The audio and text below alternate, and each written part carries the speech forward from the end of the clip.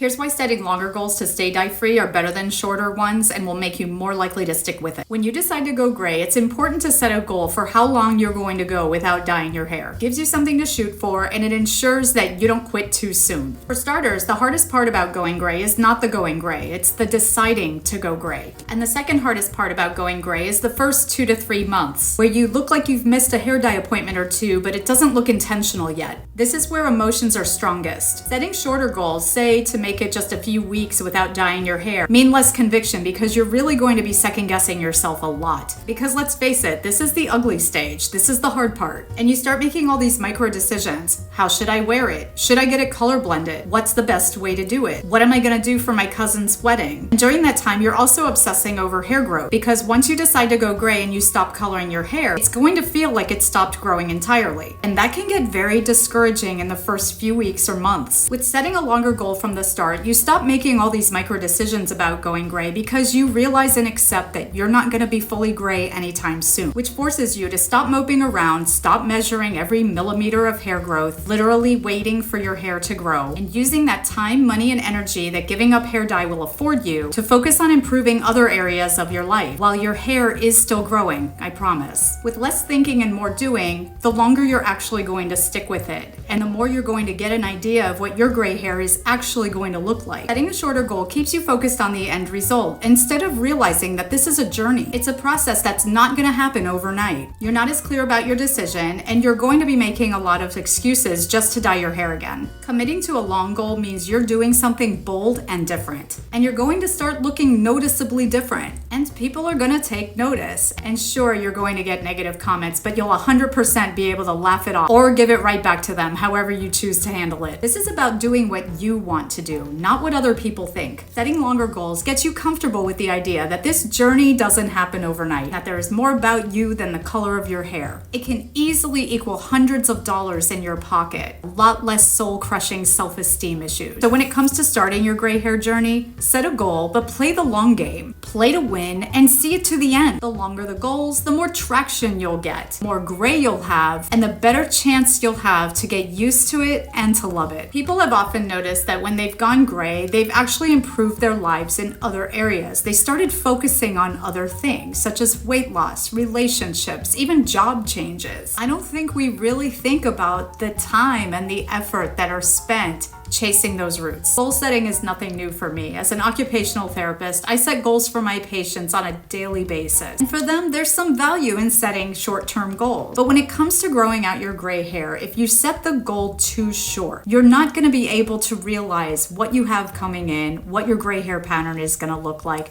You're not going to get far enough through the ugly stage to where you can even really appreciate your beautiful gray hair. I know it's really hard, but you want to try to adopt sort of like a set it and forget it kind of mentality. I'm gonna set a goal for this many months, I'm gonna get to that goal, and I'm not going to obsess over my hair or think about it the whole time. I know that's a stretch, but that's sort of what you're trying to do. When you get the itch to dye it again, just know you can always dye it again, but just try to get to that goal. Because what seems hard in the beginning and almost impossible, it's going to get easier as time goes by. You're not gonna care about it so much, I promise. So choose a time frame, mark it on your calendar if you have to. If you have to start Xing off days, that's fine. Maybe even set something in your phone. Anything that's gonna keep you on the journey and not have you quit too soon. It's okay if you decide you don't like your gray hair. That is perfectly fine. But give it a real chance. If you really want to do this, then you're going to want to give it enough time. Change is really hard, and slow change can be really painful, but I promise you, it is so worth it. When you start to realize how maintenance-free your hair has become, when you start to realize how healthy your hair has become, when you're not putting toxic chemicals on top of your head anymore. Think about the reasons that you want to go gray in the first place. Find your why and stick with that. Write it down somewhere if you have to.